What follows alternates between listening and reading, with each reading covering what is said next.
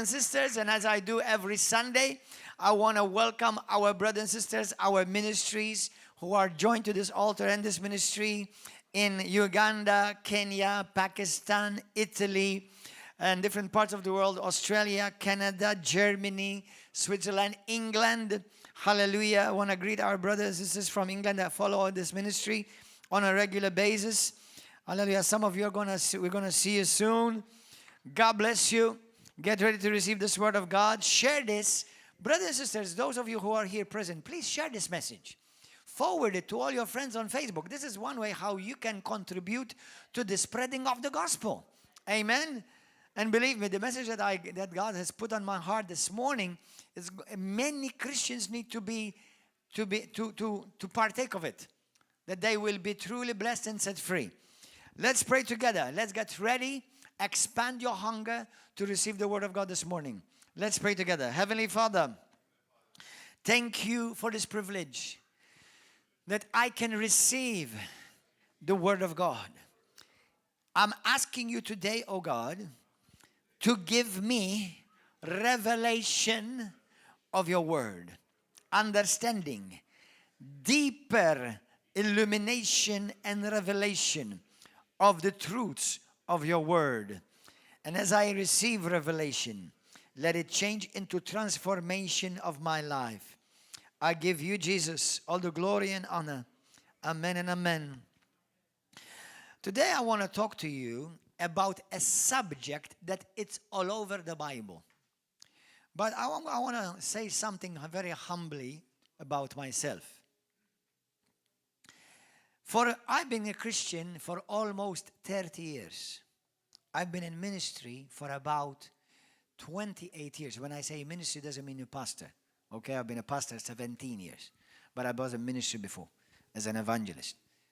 But for almost 30 years, I've heard so much teaching about so many different subjects like many of you. And I've heard a lot about this teaching as well. And it's the word holiness, being holy. Now, I made an observation, and I think many of you are going to agree with me. Number one, we understand, and how many of you agree, that the subject of holiness is very important for the church? Without any doubt. But it's been my experience, and I've seen many Christians, when a preaching of holiness is about to be delivered or gets delivered, many cringe and become afraid.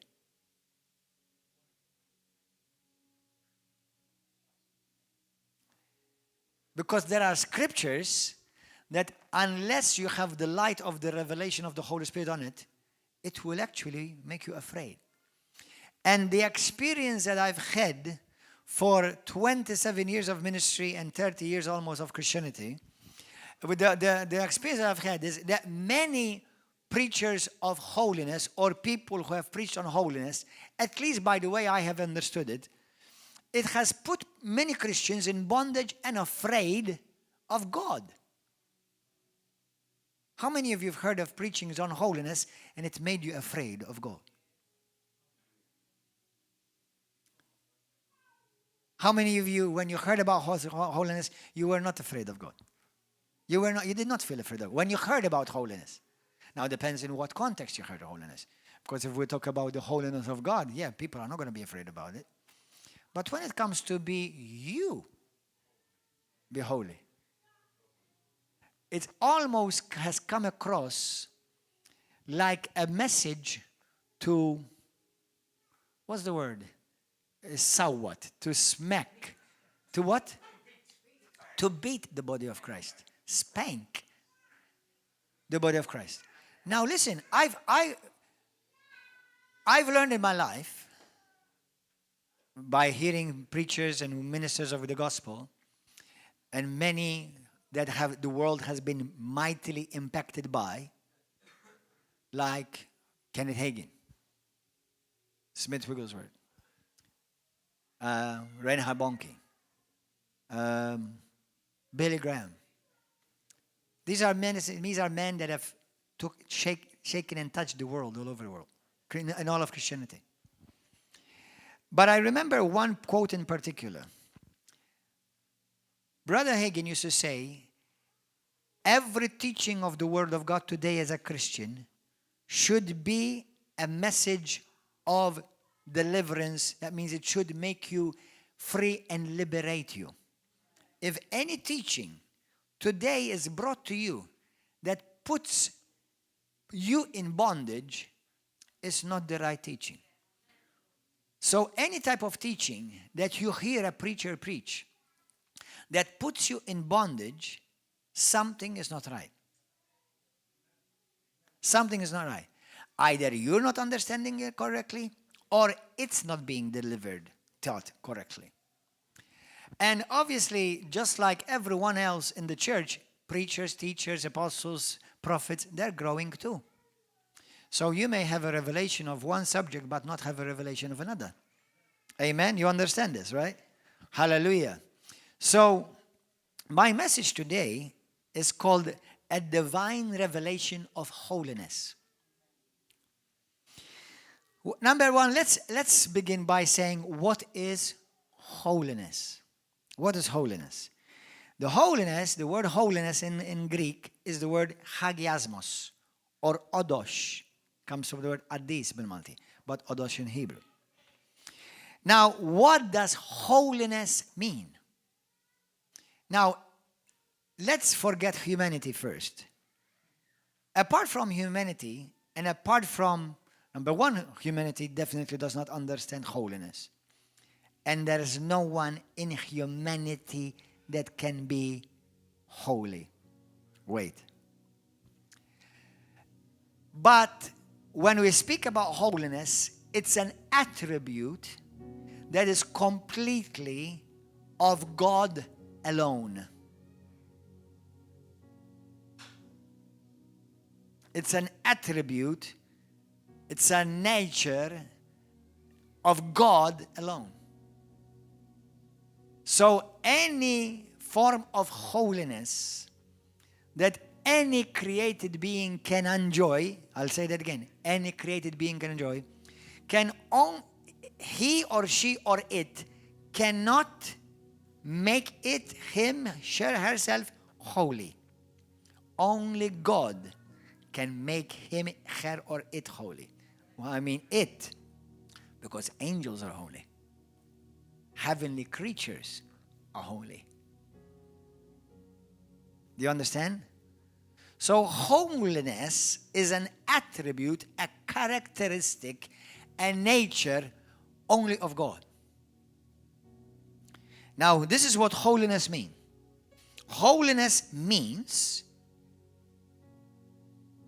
is the same word when, you see, the Bible is full of the word holiness, but it's not always written holiness. Sometimes it's written sanctification. The same word sanctification is the same word holiness. Sanctified. Saint. The word saint is holy. How many of you believe God is holy? How many of you believe you are holy? Not everybody lifts up their hand.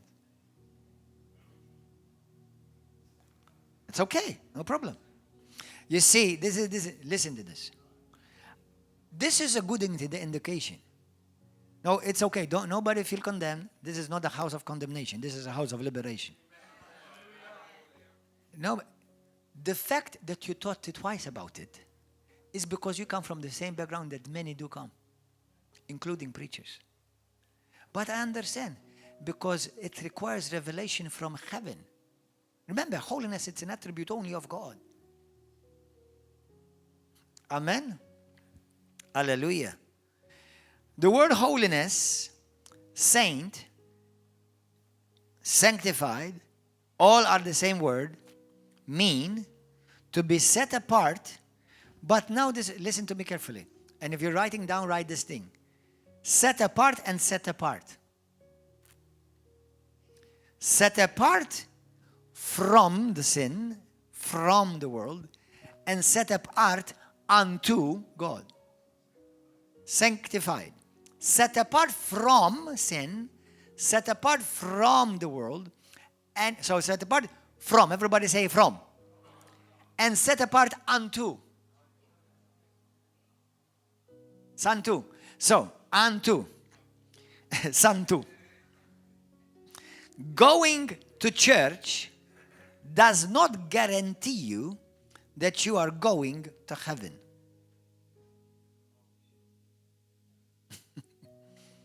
Going to any kind of church. You can go to all the churches. It does not make you holy. You can fast. It does not make you holy. You can bring your tithes and your offerings. It does not make you holy. Now, is it wrong to go to church? Is it wrong to fast? Is it go? No. But it does not one of them make you holy. Not one of those things make you holy. Many shun away from preaching holiness. Today I'm going to preach holiness. Many shun away. Many preachers don't want to preach about holiness. And I'm speaking preachers, I'm going to include many different denominations. Catholics, Protestants, Evangelicals.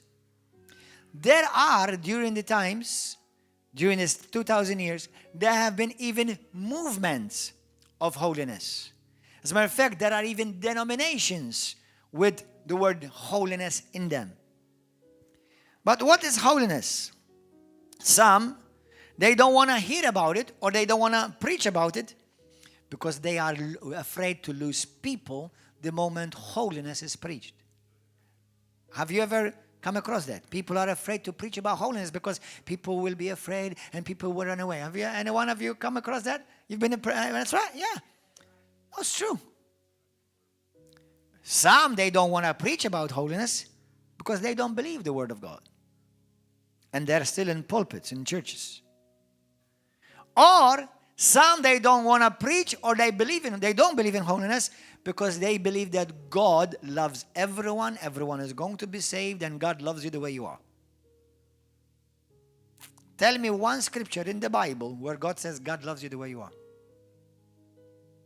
Not one. God loves you 100%. But let's go to the book of Hebrews chapter 12 now. Let's look at the first scripture. We are going to look at a few scriptures today this morning. Say, Holy Spirit, give me understanding. Open my eyes to the true understanding of holiness. Verse 14. Now let me tell you something. This is a powerful scripture. But it's been my experience of what I have heard others preach. And I humbly say, it has also been my experience of how I have looked at the scripture in times past. That it has bothered me. How many of you, Hebrews chapter 12, verse 14 has bothered you? Anyone here? Anyone has bothered you, the scripture? It's not going to bother you anymore today. When something is bothering you, it's either because you don't want to hear it, or because you do want to hear it, but you're not understanding. It's not something is not right. Something is not right. Now, verse 14. 14. Pursue or follow peace. Follow or pursue peace with all people. And, listen, there it goes, it's coming. And holiness. Now listen. Without which no one will see the Lord. Without which no one will see the Lord. So listen to this. He's saying here, without holiness, no one will see the Lord. How many of you are trying to be holy, to become holy? Keep listening.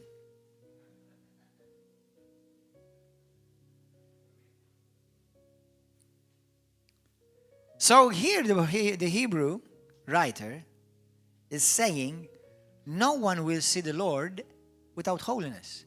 Do you know how many Christians have been scared by this scripture?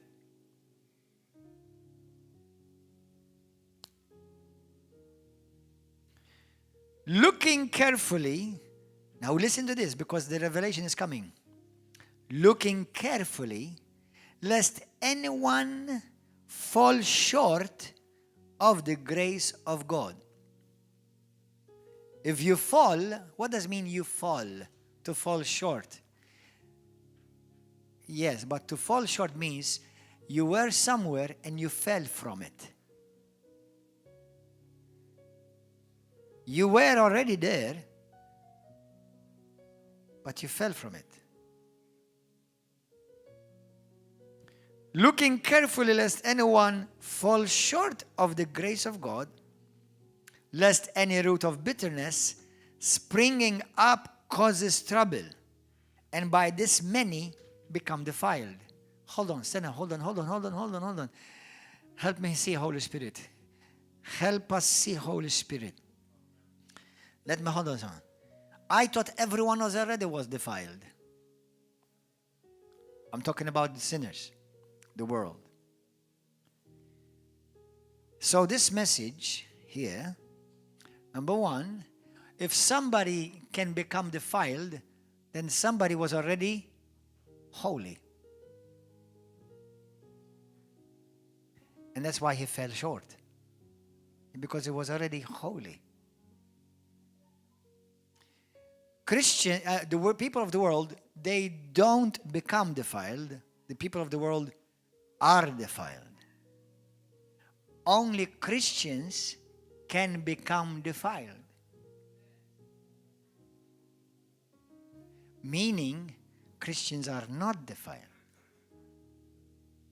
Christians become defiled when they allow certain things to go on unchecked in their life. What is this? Bitterness in our heart. Being in strife with brothers and sisters, because that's why he's saying follow peace. Okay? Unless any root of bitterness springing up causes trouble, and by this many, within brackets, who were holy, became defiled. Lest there be any fornicator or profane person like Esau, who for one morsel of food sold his birthright. Esau, listen to this, was already chosen to have the first blessing. Right? He was already blessed with the birthright of the firstborn. What did he do to get it? He was born into it, and he was blessed with the blessings of the firstborn. But he lost it. He had it, but lost it. No, he didn't have it, and he worked for it. He despised it. He took it for granted. For you know that afterward, when he wanted to inherit the blessing, he was rejected, for he found no place for repentance, though he sought it diligently with tears. Because obviously now, he rejected his blessing as the firstborn. Though he had it, he rejected it. Go to 1 Thessalonians chapter 4. 1 Thessalonians chapter 4. Verse 3. This is the will of God, your sanctification. Listen, God has a will. God has a plan for you. And for you, his plan is that you are holy. You are holy. Not become. You're made. Your sanctification. That you should abstain from sexual immorality. Listen to this. So, he's saying, God's will for you Christians is that you are made holy, and you are holy. So now that you are holy, abstain from. So it's not doing something to become holy, but actually to doing something to not become unholy.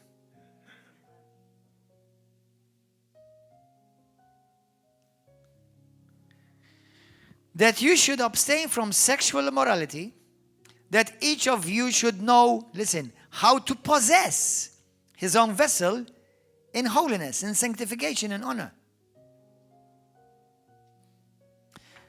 Not in passion of lust, like the Gentiles who do not know God. Listen, it's useless trying to tell sinners not to sin. Brothers and sisters, it's useless preaching to sinners about sin. They're already professional in it.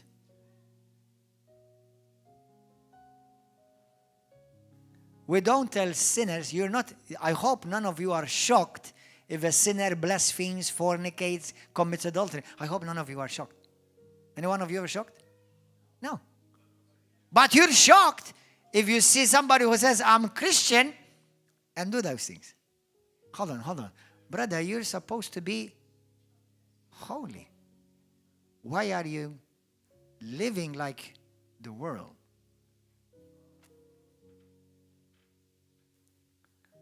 Let me give you an example. Let me help you understand by the Holy Spirit. Help me, Lord. You see, I'm not trying to be a man.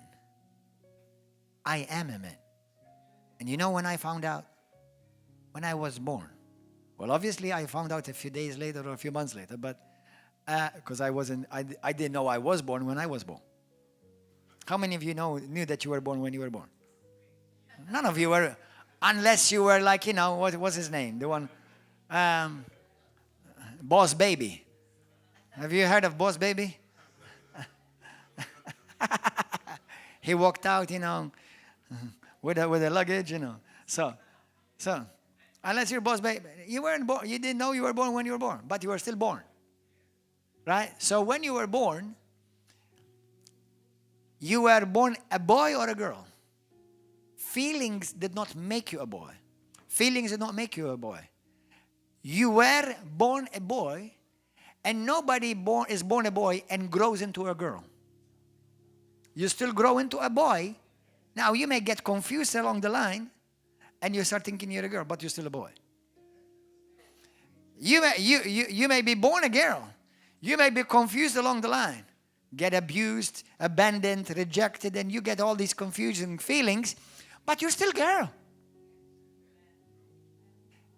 Today, I am a boy, and I never stopped being a boy. If I choose to dress as a girl, the people outside looked at me and saw a girl, or thought a girl, and I would be a cute girl.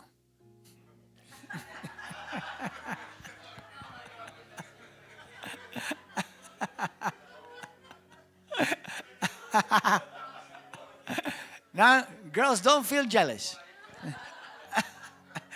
But I would be still a boy, even if I acted as a girl.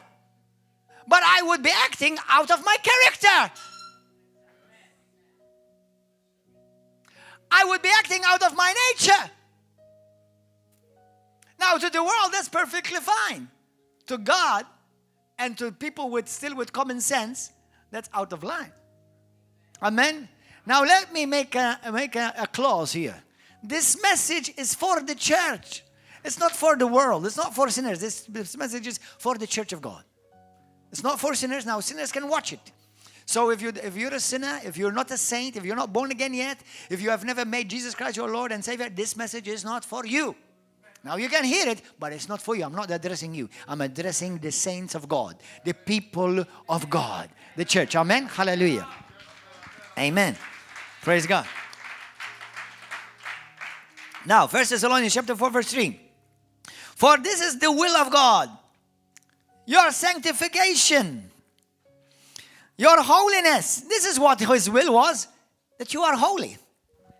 That you should abstain from sexual immorality, that each of you should know how to possess his own vessel in sanctification and honor, not in passion of lust like the Gentiles who do not know God, that no one should take advantage of and defraud his brother in this matter, because the Lord is the avenger of all such, as we also forewarned you and testified. For God, listen to this, God did not call us to uncleanness. But he called us, listen to this, listen to this, listen. He called us in. He called us in. He called us in holiness. He called me in, not called me to become. He called me in holiness. Therefore, he who rejects this does not reject Pastor Gordon, does not reject men, but he rejects God, who has also given us his Holy Spirit. Go to the book of Colossians, chapter 1. Are you understanding something? Colossians 1:21. And you, I love this scripture. You see, the thing is this. For many years, I had a struggle inside of me. Because I've heard preachers who preach about without holiness, no one will see the Lord. And the way they brought forth the message is that unless you are living in holiness by what you do, you end up being afraid. Pastor, am I still saved? Pastor, am I a Christian? Pastor, I sinned. Am I still going to heaven? No. Don't sin. Don't live in sin. But then I heard other preachers, and I was one of them, and I'm still one of them, that I preached that when you were saved, you were holy. You were already made instantly at the new birth holy. So I was struggling deep down somewhere in the crevices of my spirit on the deep, somewhere deep. I said, but how come God says I am already holy, but at the same time He's saying to me, for me to become holy? Am I holy or am I supposed to become holy? Now, I understand some of you, because you know your Bible and you've heard good teachings, you're already processing in your mind and saying, but Pastor, aren't we spirit, soul, and body? So there's that instantaneous being made holy, becoming holy, eventually becoming holy. Body-wise, body, smell of spirit, soul, and body. So some of you are thinking like that. And I can understand.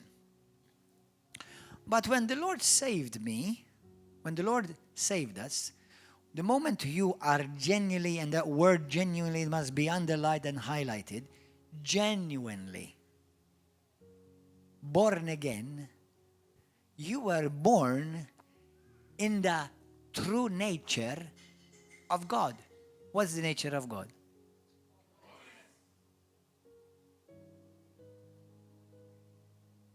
What?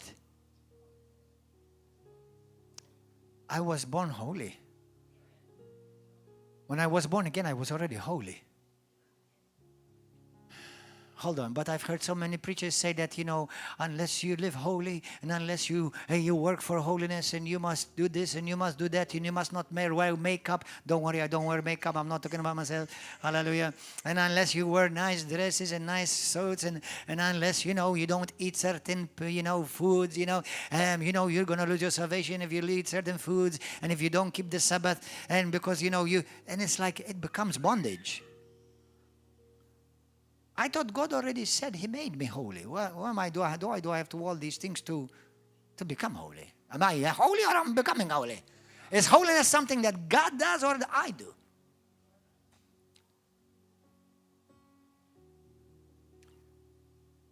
Let's continue. There's much more to say. So everybody say, I'm born. Now, hold on. Let me make sure of this. How many of you have made Jesus Christ your Lord, your Savior, and you truly believe with all of your heart that He is the Son of the living God who died for you on the cross of Calvary? He was buried. On the third day, He rose again, and He's coming back for His church. How many of you believe that? Genuinely. If you genuinely believe that, you're born again with the nature of God, made, born, not becoming, holy. But Pastor, I still make mistakes. But Pastor, I still sin every now and then. Okay, we're going to hear. Okay. Hallelujah. How many of you make mistakes every now and then? Shame on you. You're all going to hell.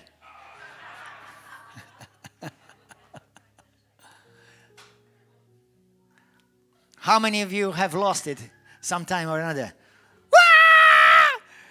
Must deliverance in Jesus' name. Okay. You see, hold on. What's going on? Have you lost your salvation there? Have you lost your holiness there? Now, this is interesting. This is going to get interesting. Is holiness something that I'm born in or something I become? Oh, Father, help us. Okay, let me do this. If I dress up as a woman, if I dress up as a crocodile, if I dress up as a fairy, will I change from being a man? But I'm not acting in my nature. But I'm not acting in my identity. I'm confused. Pray for me. Amen. Hallelujah. Woo!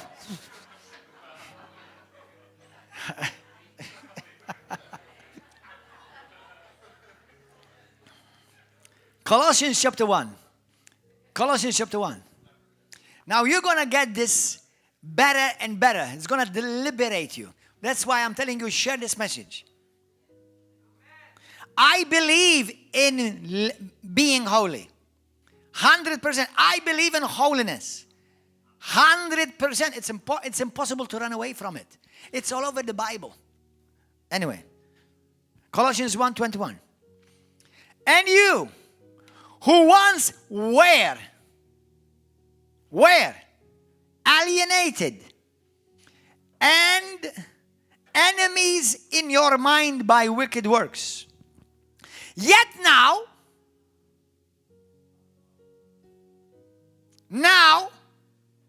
he has done, reconciled you in his body of his flesh through his death, to present you.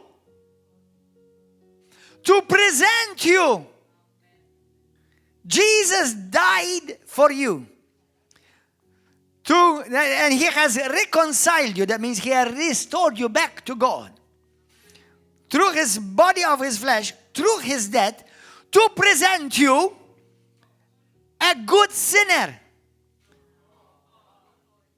To present you holy and blameless, nothing to be blamed about, and above reproach, nothing can touch you. No condemnation can touch you. No accusation can touch you. Above reproach in his sight. Now listen. You are, right? Or you're becoming? Therefore, this is what we listen. If indeed you continue in the faith, grounded and steadfast, listen, and not moved away. And moved away from what? Moved away from your true nature, from your true position, from the hope of the gospel which you've heard, which was preached to every creature under heaven, of which I, Gordon Joe Manchè, became a minister. I am claiming it for myself. Now listen to this. Paul always, even Peter. Now, some people, some Christians along these years, preachers I've heard, they grabbed 1 Peter chapter 1, and I'm going to show the scripture, where it says, be holy as he himself is holy, and they butchered it, and they smacked the church with it. But they forgot the context. Now listen. 1 Corinthians chapter 1, verse 2. This is Paul. I'm going to give you one example or two examples like this. There are many in the Bible. To the church of God which is at Corinth, to those who are holy, sanctified in Christ, called to be saints. How many of you are saints? The moment you say, I'm a saint, you say, I'm holy. I'm holy. Which all who in every place call on the name of Jesus Christ our Lord, both theirs and ours. Romans 1:7. To all who are in Rome, Romans chapter 1 verse 7. To all who are in Rome, to all who are in Malta, beloved of God, called saints. Some of you have the italics, called to be. That word italics only for the word to turn better. But in the Greek, there's no word called to be. It's just called saints. Grace to you and peace from God our Father and the Lord Jesus Christ. Colossians 3:12. Therefore, as the elect of God, holy and beloved, put on tender mercies, kindness, humility, and meekness. Did you understand? You see, the Lord is saying to you, listen, you are born of me. And when I made you born again, not that I give you only a good position, because you see, we are righteous. How many of you are righteous? We have become the righteousness of God in Christ Jesus. But we're also been made and given the nature holy. Listen, this will screw up with some preachers' mentality. Many preachers have no problem calling the church saints, but then they will have a problem calling them holy. It's the same thing. As if like saints are okay, but you're holy, no. You're not holy yet. Do you understand? It's the same word, ya khasra. Saint, holy, sanctified, the same. Amen. So what he's saying is that, listen, God made you holy. All you need to do is just put on the right clothes. Because as a holy person, a man of God, a woman of God, they act kind. They act patient. They act loving. Do you expect the world to do that? No. Do you expect the church to do that? Yes, because they have the nature of God, which is holiness.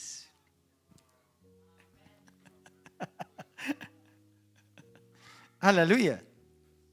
The apostles addressed the church from the point, listen to this, that Christians were already made holy.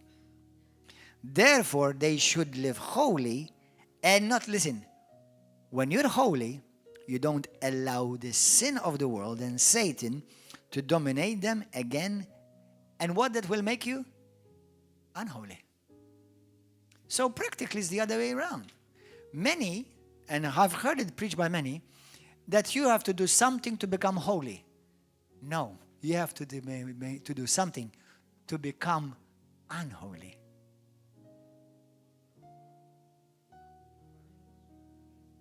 So, let's say it again.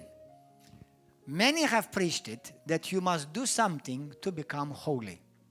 It's actually the other way around saying. He's saying do something not to become unholy.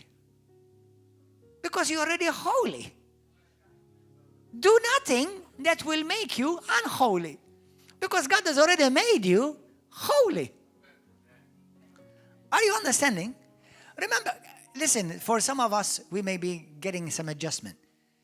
Remember, everyone agrees that the nature of God is holiness. We are born of God with the same nature of God, holiness. That's why in every epistle and letter of Paul, he starts his first few three lines. To the saints in Colossae, to the saints in Corinth, to the saints in Philippi. He always looked at them as holy. Amen? Hallelujah. Now, the issue is, have you been truly born again? Have you had a genuine experience with Christ?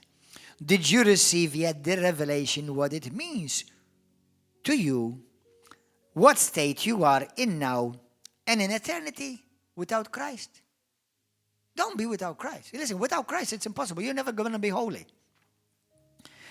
Jesus made you holy in your newborn nature. in order for you to be able to live holy. Let me tell you something. If I was not a man, can I live like a man?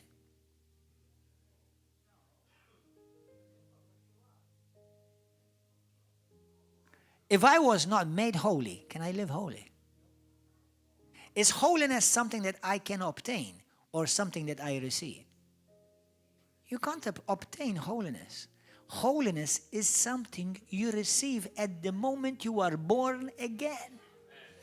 Because it is the nature of God. Amen. Now go to 1 Peter chapter 1.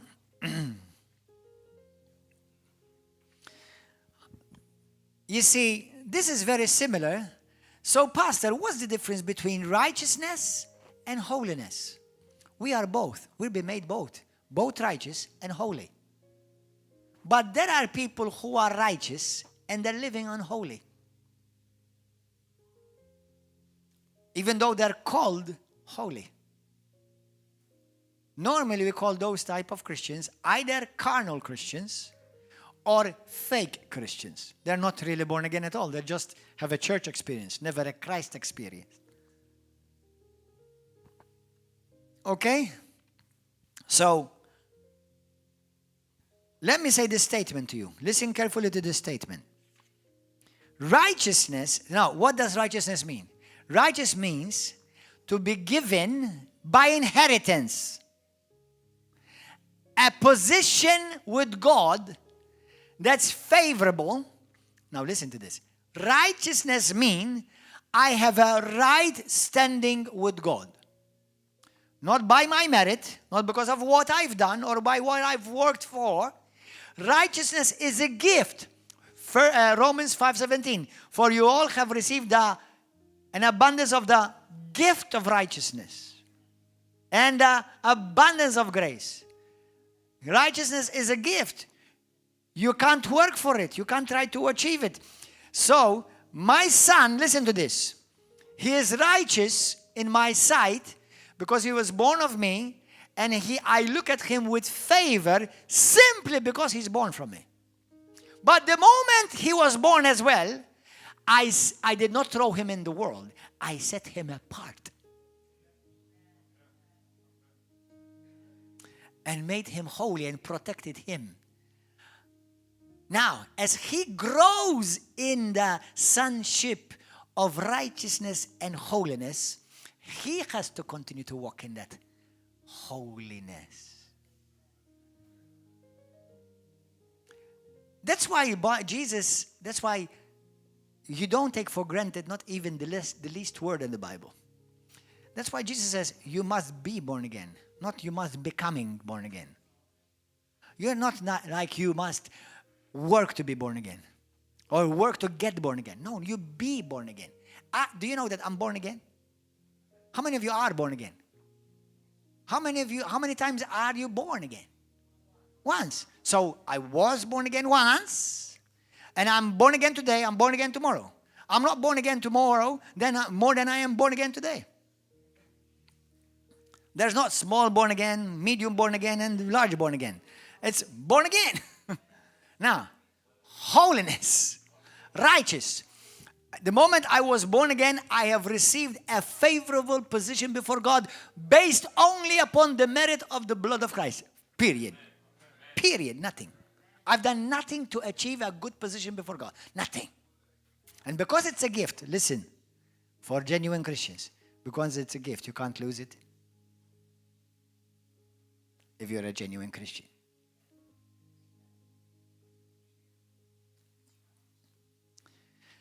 But the moment I became righteous, the Bible says, do you know what righteousness literally means, right? Are you ready for a bombastic definition? Some of you know it because you've done the righteousness course. Righteousness means to stand in the presence of God with any sense of guilt, shame, condemnation, or inferiority. You mean I'm not inferior to God? In nature, nothing. So what does holiness mean? That the moment God gave me a position and made me his child, he also set me apart from the world from sin, from any claim of Satan over my life. And now he has hugged me and made me his own, set me apart for him. Holy. Woo! Hallelujah! Glory to God. Amen. Hallelujah. 1 Peter chapter 1, verse 13. Now, this is a scripture that some people have used and preached with fire and brimstone. And I don't mind fire and brimstone as long as it brings liberty. If you're going to burn demons, not churches. If there are demons here, they should feel the fire of the Holy Ghost. Amen, in Jesus' name. Hallelujah. Now, there is fire for Christians, but that's being set on fire that you are more hungry for God.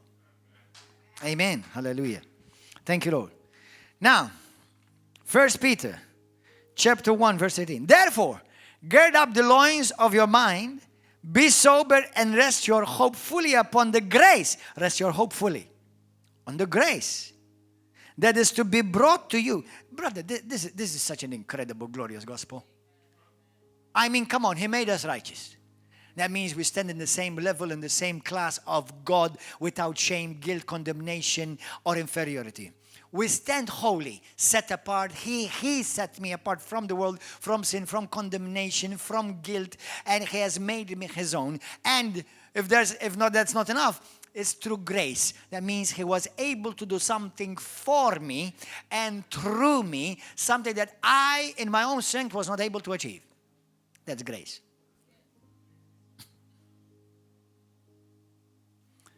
Amen. Hallelujah. So, therefore, gird up the loins of your mind. Be sober. Rest your hope fully upon the grace that is to be brought to you at the revelation of Jesus Christ. As obedient children, listen.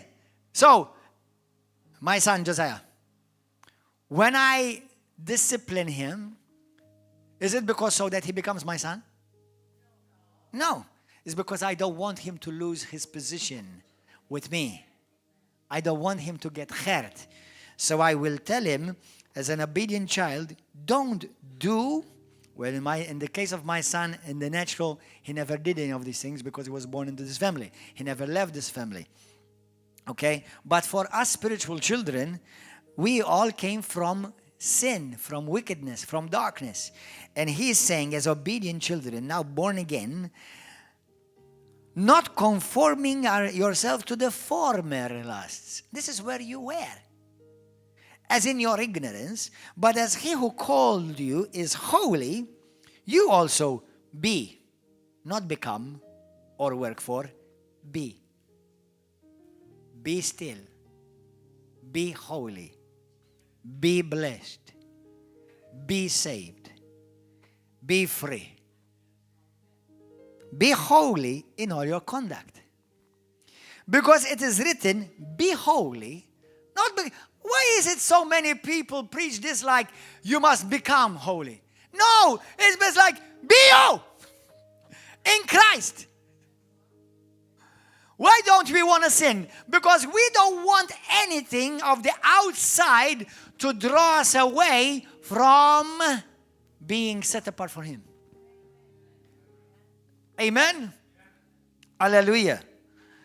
Thank you, Lord. Be holy as I am holy. Be born again, not get born again. Amen? So listen to this quote. Now, listen, some of you need to write this quote. Righteousness is what God does for you. What did we say righteousness mean?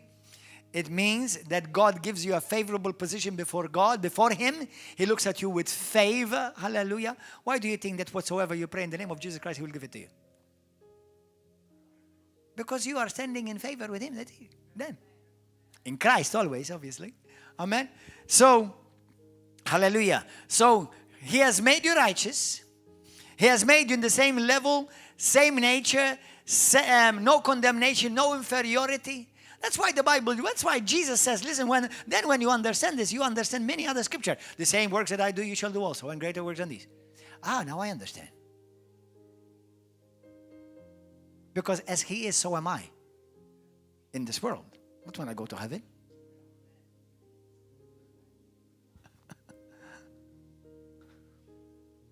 And when He comes, we shall behold Him. And we shall see that. Oh my God.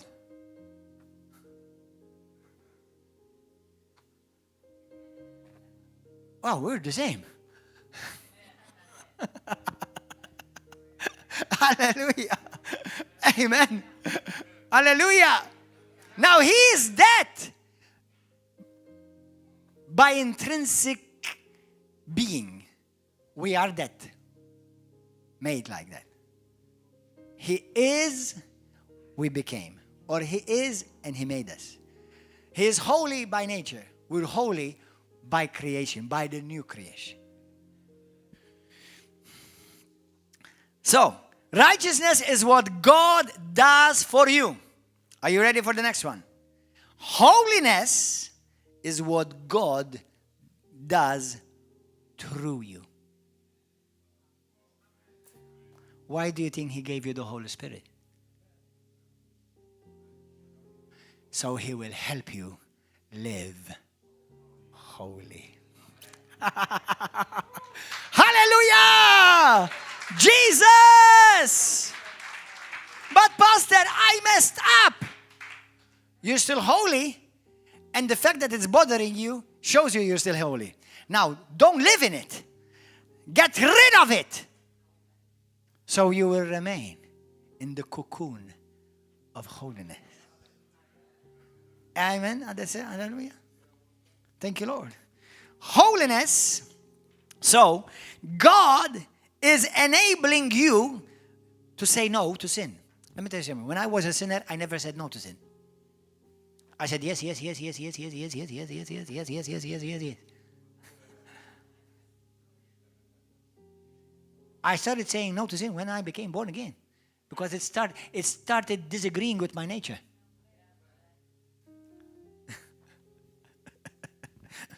God enabling you to say no to sin in order to remain, not to become, to remain in that holy place and live holy and set apart. Let me give you a powerful, Holy Spirit, help me and you, revelation. You have to understand how God thinks. And sometimes you understand things in the New Testament by looking at the Old Testament. In the Old Testament, there was a temple, a tabernacle. It was divided in three. But actually, it had about more than three sections. But the main three, there were, listen to this. The most holy, how many of you know what the Old Testament tabernacle looked like? There was the inner room, which was called the most holy or the Holy of Holies. Then you have the other room, slightly bigger, which is called the holy place. And then you have the other room, which was bigger, which was called the inner courts. Now, if you look at the temple of the one that they want to rebuild, they had also the courts of women, where women outside stood. There were the court of the Gentiles. But listen to this. Now listen to this. Only people of covenant, everybody say covenant. What's a covenant? You see a covenant where something has been broken and God wants to restore back to original state. That's a covenant. So God, only those who were part of the covenant of God with Israel could enter, not the yards, could enter the holy place. Only those. But for some reason, not everyone could enter the most holy place. Now listen to this. Are you ready for this revelation? If there is most holy, there is less holy.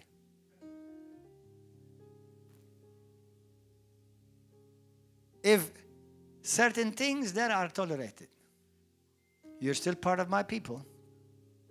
Now don't try to test God with what you can tolerate sin in your life.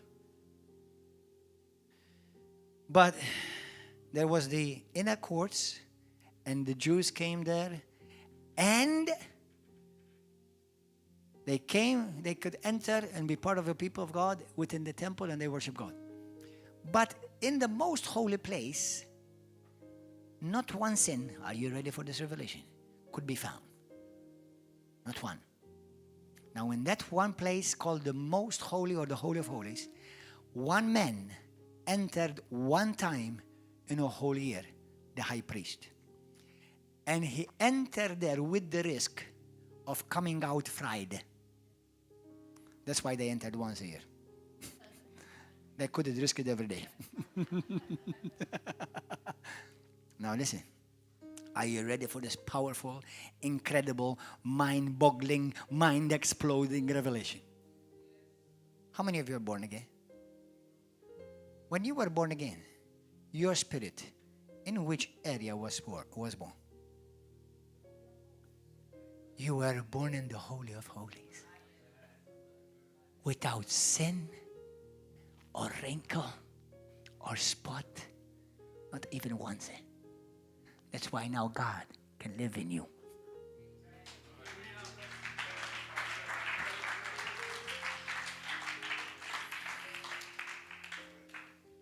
You are born, my born-again spirit is born in the most holy. And the Lord say, live with me here. For this I created you. I don't want you to go in the where there are sins, certain sins are tolerated.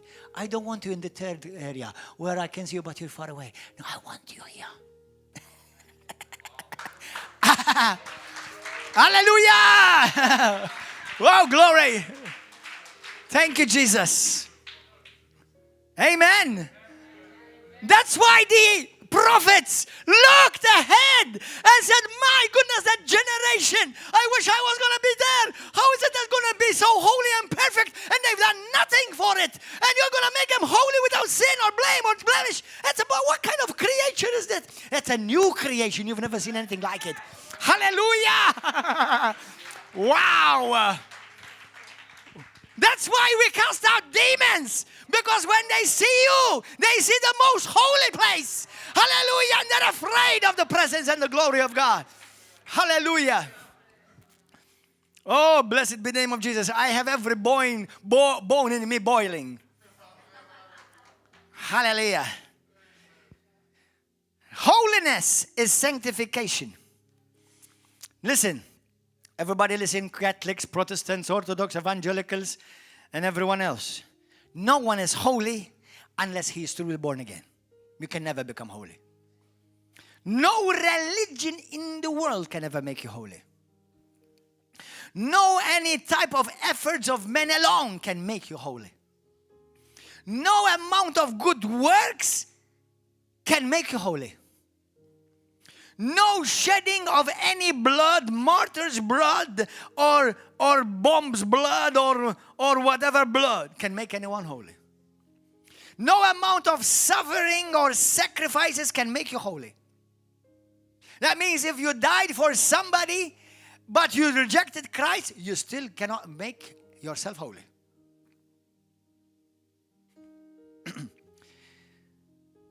No church of Rome can make anyone a saint holy. So what? Because of the Church of Rome, they called so many saints. Now, if they were saints on earth because they lived for God and they had Jesus Christ, they are saints. But it's not because Rome made them. Amen. They are saints because they have been made holy by the blood of Jesus. Hallelujah. Rhema cannot make anyone saints. And I love Rhema. No church of Orthodox church, no Protestant church, no Anglican church, that they cannot make one holy. As a matter of fact, all the churches put together of all denominations, they cannot make one person holy.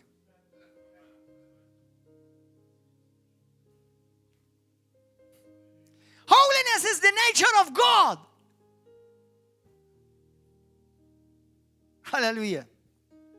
All religions put together cannot make one holy. No Hindu can make you holy. No Hinduism, no Buddhism, no Islam can make you holy. None.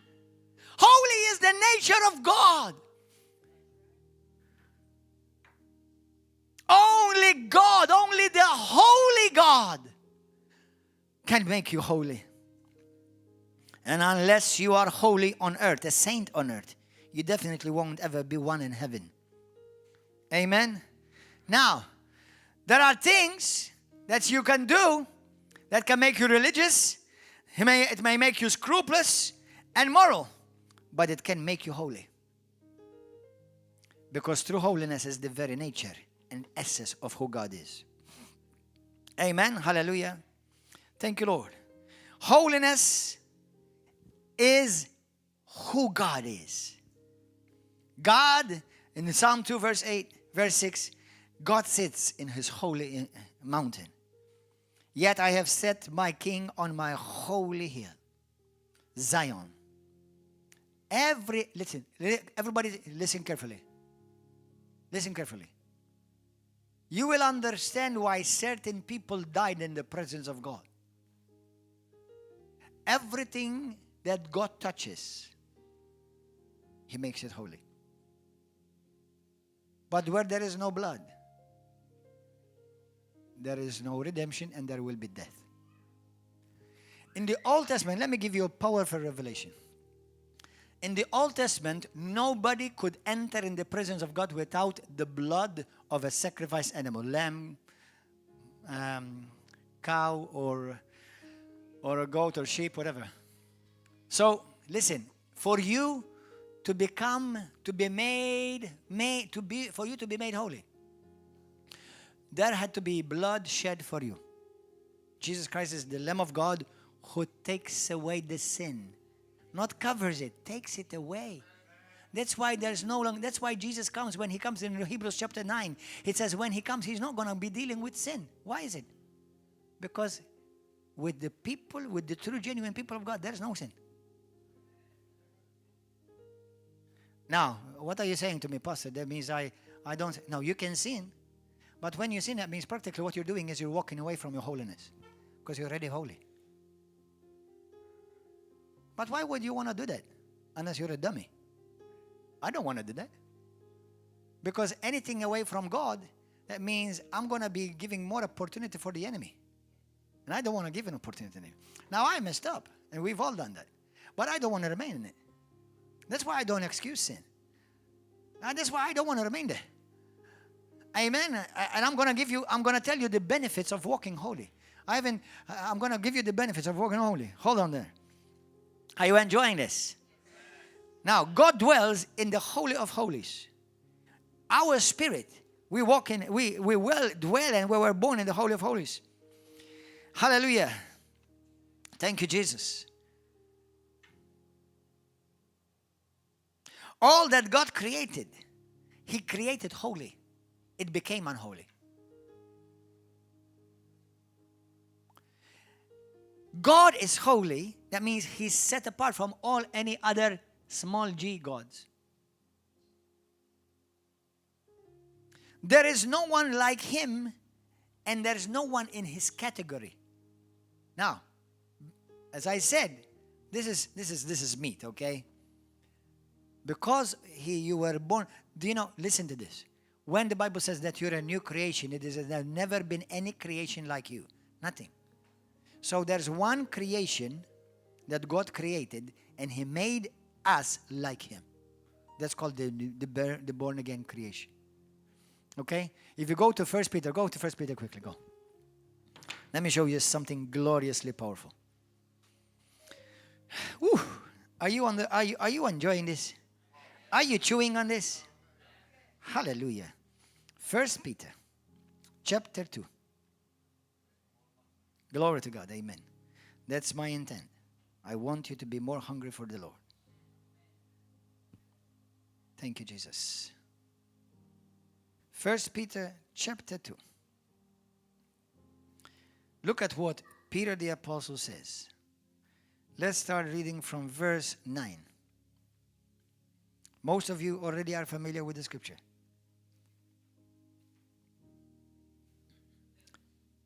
It is a glorious truth. It's a powerful revelation. And this is not who we're going to become. This is who we already are. But you are. But you are. Not one day you will be. Or one day you will become. You are a chosen generation, a royal priesthood, and we are a holy nation. Hallelujah. We are a people that are made holy. Hallelujah. We are His own special people, that we may proclaim the praises of Him who called you out of darkness into His marvelous light. Hallelujah. Remember Colossians 1:20-22. He presented you by His blood holy. Remember the high priest in the Old Testament. He would enter once every year, and he would present a whole nation holy to God. But they have to do it over and over again. Now Jesus did it once and for all, and He has called us, you are my holy people. Hallelujah. Woo! I'm having revival here. Hallelujah. Thank you, Jesus. Glory. Blessed be the name of Jesus. And holiness in the Old Testament, although it means the same thing, but it didn't, not the same thing happened. In the Old Testament, things, as you know, the sins were covered. Today, the sins we no longer are related to us. That's why you can't allow sin and live comfortable in sin. If you are comfortable in any type of sin, you've never been saved.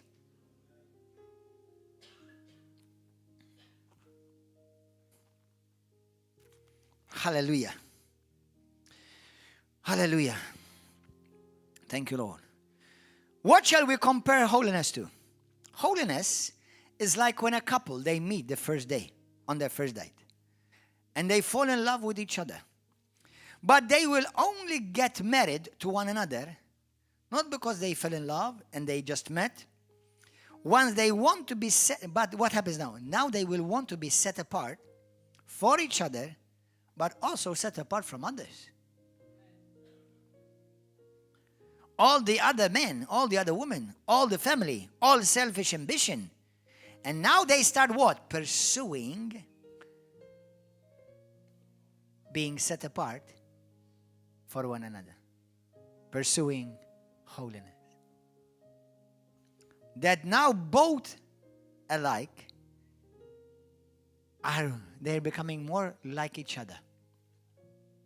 They start speaking the same language. They start dressing the same type. They start going the same restaurants. They start aiming for the same ambitions. They become one. That's why our heart's desire is God's desire. That's why God's will is my will.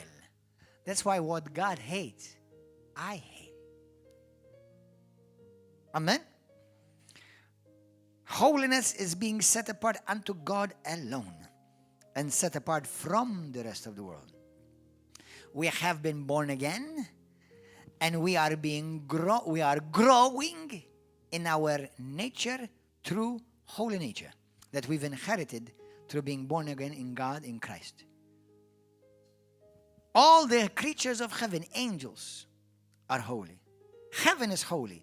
There is nothing unclean in heaven. The Word of God is holy. His love is holy. Can you imagine that His love is holy for me? That means He has a love that is completely set apart just for me. I like to say it this way. God has a custom-made love just for you.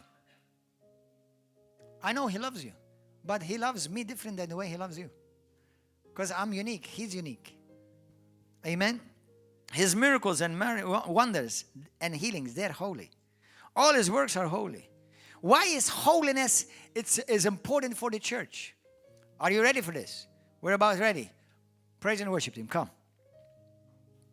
The evidence that you are truly born again is revealed in holiness.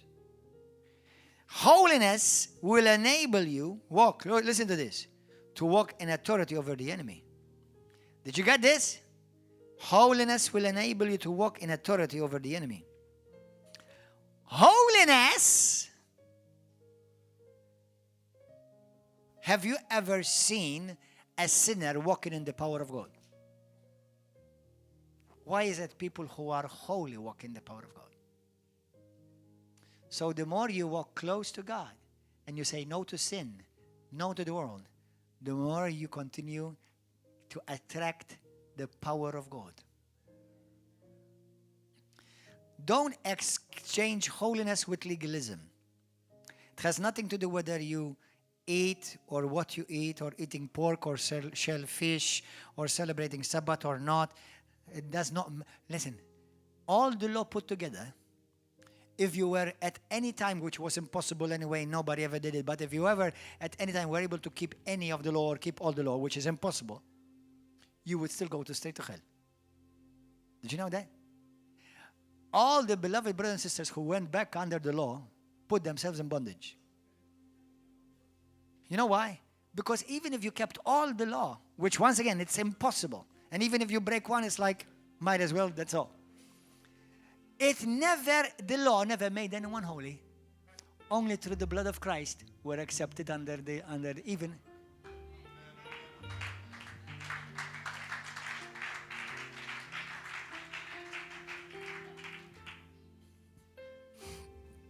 Amen. So, as we walk holy, we are holy we walk holy in order that God can trust me. Let me ask you a question. Can God trust you? Can God trust you? God has given you a task. God has given you a calling. God has given you a mighty inheritance. Can He trust you? Because wherever you go, He wants you to spread His holiness, meaning draw people out of the world and draw people unto Him.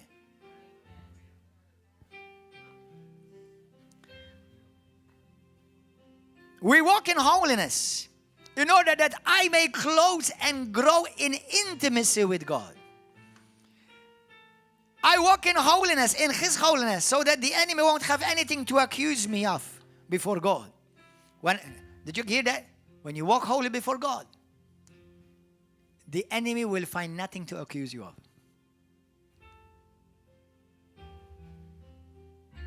Nothing.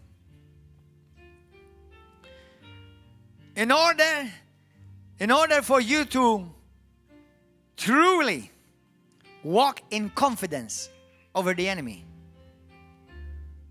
walk holy.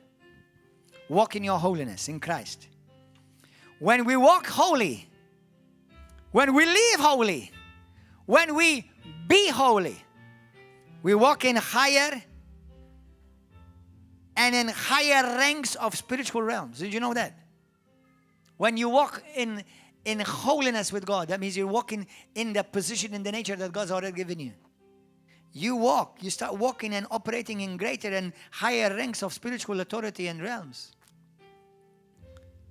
The experience of the intensifying manifested presence of God and His glory will be attracted to you as you walk holy. In the New Testament, in Acts 5, we see how God in the New Testament, under grace, Ananias and Sapphira, what happened to them? They fell and died. Now, let me tell you something that I think. You don't have to believe it if you don't want to. But I think that when the church was born again, number one, this was something that was completely spanking new to the whole creation of mankind. They've never seen anyone, remember, they were still living with people under the old covenant, so all of a sudden they just saw a bunch of people changed. So everybody, they didn't understand what happened. Most probably right at then, they thought they were going to be swallowed up and engulfed by heaven. They were looking, let's get as many people saved as possible because we're about to be raptured, engulfed by heaven. And they walked in such holiness, they were in such reverence, such an incredible presence of God, that anyone, the moment they compromised that, they fell dead. Now, this is I've heard other good preachers speak, but this is my perception. What I think. I think if God would have to visit the church like He did in the book of Acts, many Christians will go to heaven early.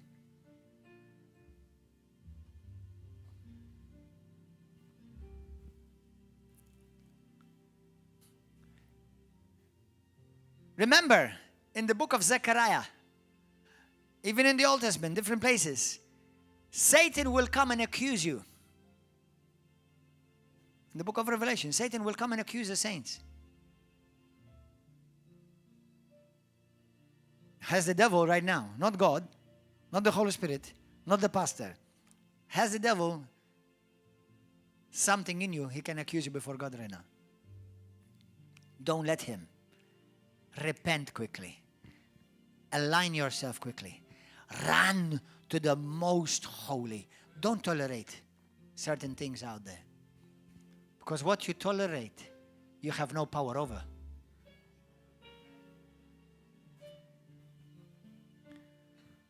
First Peter chapter 1.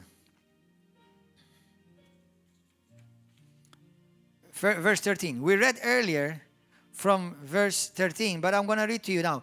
Verse 16. Let's verse 16. Because it is written, be holy for I am holy. And if you call on the Father who without partiality judges according to each one's work, conduct yourself throughout the time of your stay here in fear, in the fear of God, reverence, esteem, knowing that you were not redeemed. Listen, knowing that you were not redeemed with corruptible things like silver and gold from your aimless conduct received. Aimless. That means everything you did to please God was aimless. By your tradition from your fathers. But you were redeemed by the precious blood of Christ, as of a lamb without blemish and without spot. Hallelujah. We are made holy and we grow in holiness. Listen, can you have your holiness and God's holiness? How many types of holiness are there? One. So when we grow holy, means I'm growing in Him.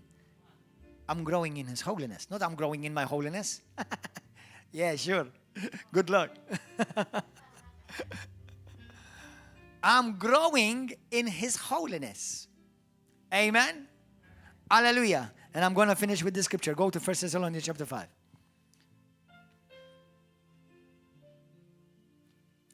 I want you to see how the Lord has provided everything that we need. And there's a scripture like that in 2 Peter chapter 1, verse 3 and 4. It says how we, through these precious promises, we have inherited and we have now become partakers of a divine nature.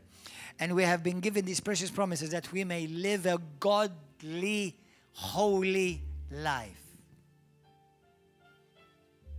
I'll finish with this scripture. 1 Thessalonians 5:23. Most of you know the scripture. Look at this. For he who began a good work in you, it is he himself who will perfect it in you. Just let him. Don't run away. Let him. Verse 23. Now, may the God of peace Himself, who? Sanctify you. Make you holy. Completely. Who's going to make me holy?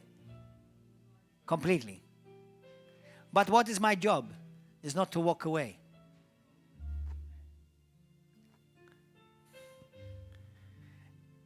May He make you holy, Himself make you holy, completely. May your whole spirit, soul, and body be preserved, blameless at the coming of our Lord Jesus Christ. For He who calls you is faithful, and it is He also who will do it. Let me tell you something. My spirit, as a born-again believer, and your spirit as a born-again believer, is holy. As a genuine born-again believer, your soul is holy. And as a genuine believer, your body is holy. And He is doing that.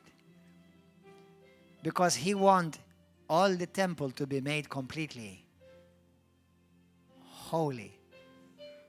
Now listen to this. Nobody feel condemned. One of the reasons we preach healing in the body, because we want to tolerate no sickness in the temple. We want the temple to be completely made holy. And don't worry about it. Don't condemn yourself. You continue to grow in His goodness. His grace, in His love. And I know the enemy, because we're on this earth, will fight you. But you know your inheritance. You have been made holy, created holy. And He's going to keep you, preserve you, and He will do it in you to keep you spirit, soul, and body completely set apart from sin, from sickness, from oppression, from depression, from any form of sickness and disease, from the devil, completely to himself. Let me tell you something, brothers. As I like to say it many times, but some of you haven't heard me, God wastes nothing. Every inch of you is going to be in heaven. You mean even this flesh? Yes, glorified. But every inch of you, my whole soul, my whole spirit, and my whole body glorified will be in heaven. God wastes nothing because He has done everything to make me whole and holy. Hallelujah. Thank you, Jesus. Hallelujah. Let's all stand. Hallelujah. If any one of you say to me, Pastor, man, this was a lot of me this morning. Well, go home, grab a toothpick. I want to encourage you. You may need to listen to this again. Please share it. Share it on Facebook, YouTube, with your friends, on WhatsApp. Share it. Let the people hear it. There are many Christians that need to be set free from bondage of religion. That they're afraid that, oh, without holiness I won't see God. That's why He made you holy, so that you can see Him. Did you get that? That's right. Without holiness, nobody will see God. That's why He made you holy. He doesn't say, unless you become holy or you make yourself holy, you won't see. No, He said, He made you holy. And because He knows that without holiness, you won't see Him. So He made you holy. Now, deny worldly lusts. Deny. Don't let anything come over your life and take over. Hallelujah. Amen. In Jesus' name. Did this help you? Did this set any one of you free? Hallelujah.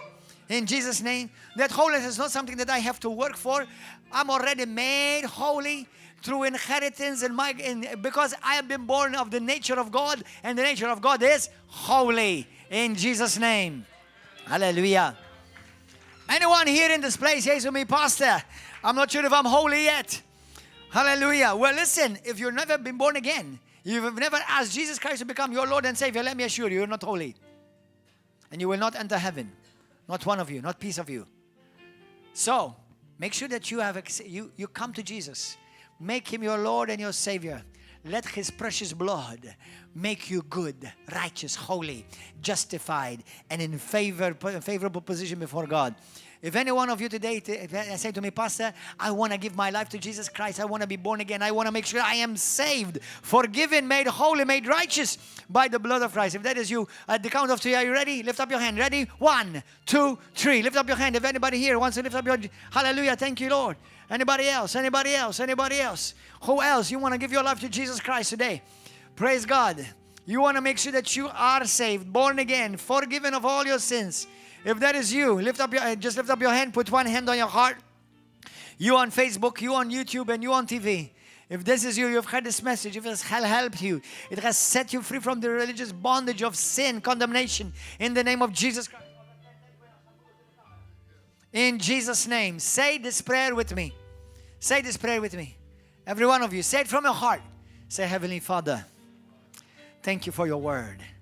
Thank you that you have liberated me. You have broken the chains of bondage, religion, and fear. Father, today I come to you and I say to you, I need you, Lord. Wash me clean by your precious blood, by the blood of your Son, Jesus. Jesus, I believe in you with all of my heart that you are the Son of the living God, and only you can make me holy.